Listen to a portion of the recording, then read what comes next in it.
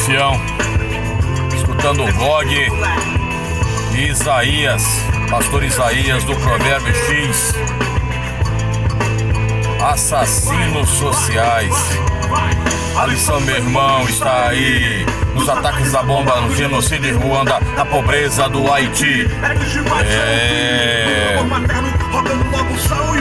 Ao seu filho subnutrido, não pesava mais de 20 e poucos quilos. Gog, pesado. Provérbio X, pastor Isaías lá pesado. Então nós vamos falar rapidamente aqui sobre a questão Irã e Israel, aí, o ataque do Irã e Israel, rápido, rasteiro. Muita gente aí, né, ganhando visualizações aí. A guerra mundial, agora a guerra mundial, a terceira guerra começou. Mas aí, parafraseando o famoso Fernando Borrão, do canal Embrulha pra Viagem, né, ele fala que não terminou nem a 5ª série. Eu posso falar assim, eu não tenho nem pós-graduação, né?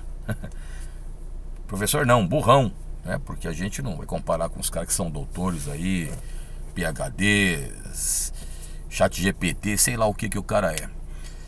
Mas é o seguinte, filho, então vamos entender a situação rápida. No dia 1º de abril, houve um ataque na Síria, em Damasco, e aí foi atingida a embaixada iraniana.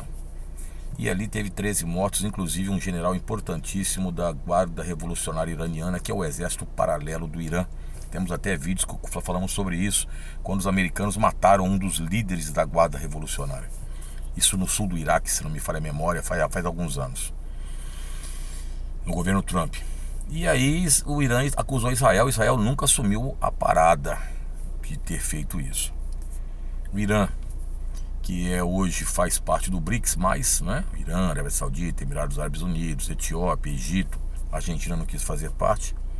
Milei tirou fora a Argentina. Então o Irã ficou ali dizendo que iria retaliar Israel. E se não me falha a memória, no dia 13 de abril, 300 drones e mísseis, né, atacaram Israel. Uma pressão, né, iraniana, uma pressão da população iraniana. E eu brinco muito, desculpe aí, que os drones foram comprados na Shopee, porque o Irã, é claro que sabia que a defesa aérea de Israel ia rechaçar todos aqueles ataques, aqueles mísseis, que o próprio Irã sabia que não iria acontecer nada em Israel, mas era uma resposta à população pelo ataque ali. E o ataque é bem complexo, né? Você está vendo como é que é. Eu já falei isso e repito direto a mesma coisa. Se nem as organizações criminosas querem atentados dentro da sua área de jurisdição, exemplo clássico, o PCC, que aliás não está nem se falando mais da divisão do PCC e a criação do PCP, parece que também agora a imprensa parece que deixou de lado, em stand-by, sempre escolhe um assunto e vai naquele assunto. Ninguém fala mais da guerra da Ucrânia e Rússia praticamente, a não ser que você procure muito. E aí acontece então, se eu falei que uma organização criminosa não quer violência para os negócios, assim acontece com os países, pô. Já falamos isso há 30 anos, há mais de 30 anos. A guerra é comercial. A guerra hoje, ela está aí a guerra é tecnológica, domínio de pesquisa e desenvolvimento. A guerra é a guerra comercial, a guerra de mercados. E nessa guerra de mercados importa então aos países uma situação de conquistar cada vez mais mercados. Então Irã e Israel fizeram uma conflagração ali. Aí Israel vai falar que vai atentar contra Irã. Está com Benjamin Netanyahu como primeiro-ministro. O pessoal diz que todo mundo detesta ele, mas ele é primeiro-ministro, pô. Se todo mundo detesta o primeiro-ministro, era fazer um ato legal para tirá-lo. E ninguém tira o Benjamin Netanyahu, que aliás, o pessoal deve se esquecer que na década de 1990 ele foi o grande retrocesso aos acordos de paz, que foram os acordos de Oslo 1 e 2, tentativa de paz entre judeus e palestinos, quando morreu assassinado na época, se não me falha a memória, Isaac Rabin, em 95, a mando segundo dizem, dos próprios judeus. Não sabemos se foram os sionistas ou os ortodoxos. Depois, quando entra o bendito Netanyahu, ele faz um retrocesso, e aí os americanos pressionam na década de 90 e colocam o Ehud Barak. Ehud Barak vai ser aí talvez a tentativa de melhorar as relações de Israel. Aí depois vai Ariel Sharon em 2000 visitando a esplanada das mesquitas, e aí o retrocesso começa do acordo de paz. Em 2006, já falamos aqui, o Hamas assume a Palestina em tese, porque democraticamente foi eleito, mas aí os americanos pressionaram dizendo que entregariam o Hamas. Se o Hamas assumisse realmente, seria entregue ali a situação a que Israel pudesse fazer o que quisesse com os palestinos. Então, ali é uma situação altamente complexa. Mas aí envolve também aí Rússia e China, porque Rússia e China costuraram, principalmente Rússia e China costuraram acordos entre inimigos figadais, entre o Irã e a Arábia Saudita. Conseguiram colocar Egito e Etiópia e Emirados Árabes Unidos no BRICS, e a tendência é que entrem cada vez mais países nos BRICS.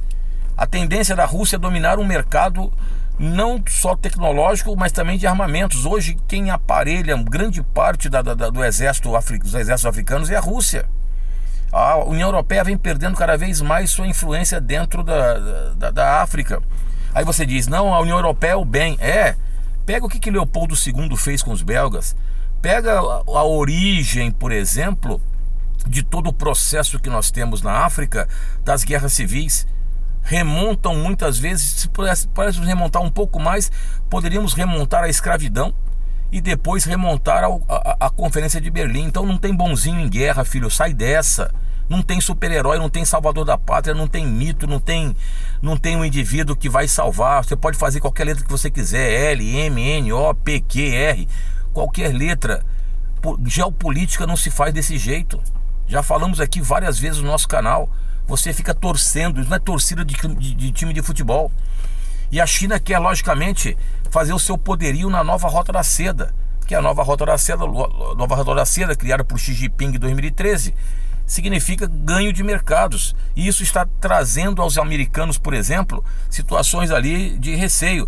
Essa briga que está tendo entre a Tesla e a BYD, porque eu vou falar BYD, porque é um BYD, então é BYD.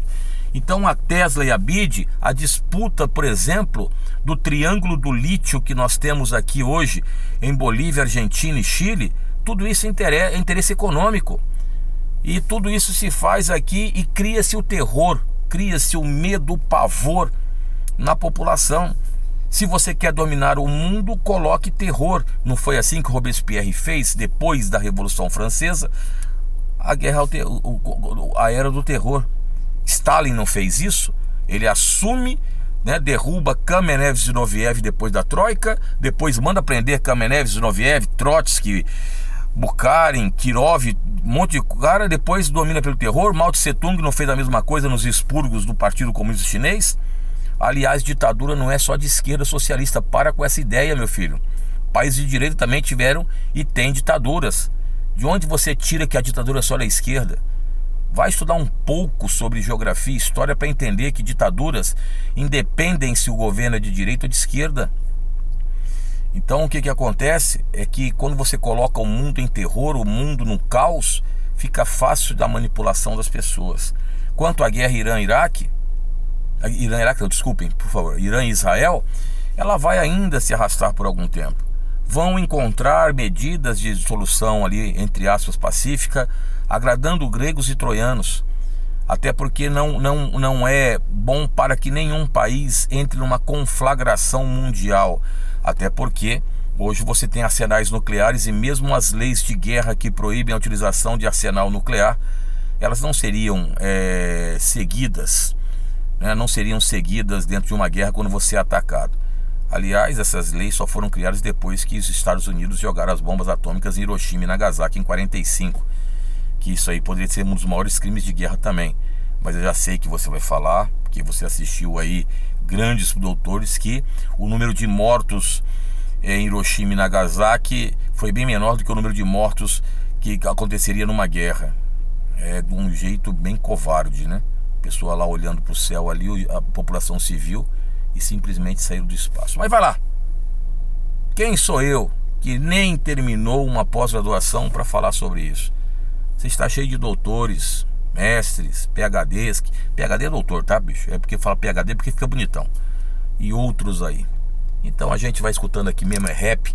Aliás, os rappers, o movimento hip hop que fala, eu nunca vi ninguém do movimento hip hop vir aqui para dar um apoio moral pra gente aqui. Obrigado. Então, como eu faço a minha parte, vocês fazem a de vocês. E estamos bastante unidos, hein? Como diria Isidal, união não existe nem mesmo no rap. Isidal, Sistema Negro. Tamo junto, fião. Jaelson, Bog, Brasil em época de eleição.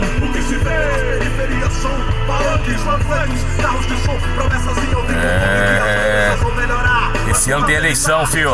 As promessas aí.